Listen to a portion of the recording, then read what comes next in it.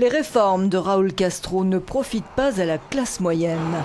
Rénover le modèle du socialisme à la cubaine et relancer une économie en crise perpétuelle n'est pas sans entrave.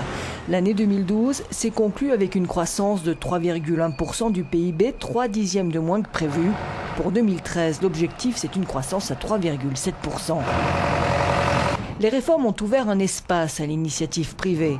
Bien que très contrôlées par l'État, elles ont permis à quelques 400 000 Cubains d'obtenir des licences pour entreprendre. Les restaurants fleurissent un peu partout dans la Havane et le gouvernement a promis d'élargir le nombre d'activités accessibles à l'initiative privée.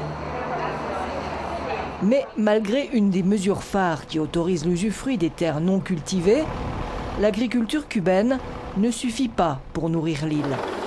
Cuba doit importer 80% des aliments qu'elle consomme. C'est 1,3 milliard d'euros par an, soit 30% des revenus en devises. Pour la classe moyenne, la vie reste difficile. Odlanieris Cordero et sa fille vivent dans cette maison de la Havane avec un relatif confort.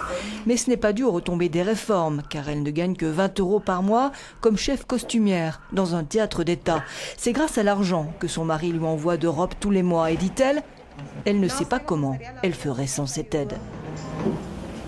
Autre grincement de la machine à réformer, les inégalités croissantes qui apparaissent dans la société cubaine. La différence grandissante des revenus préoccupe tout le monde, dit ce Cubain. C'est une préoccupation pour la majorité des Cubains, pour le gouvernement. Mais qu'il y ait des salaires différents fait partie de ce qui est accepté aujourd'hui à Cuba. Ce n'est pas une société sans classe. Ce n'est plus une société uniforme. L'une des réformes les plus audacieuses, c'est la libéralisation des logements. Ils ne pouvaient pas être vendus, uniquement troqués. Aujourd'hui, seuls les bénéficiaires de l'ouverture économique et ceux qui reçoivent de l'aide de l'étranger peuvent accéder à la propriété.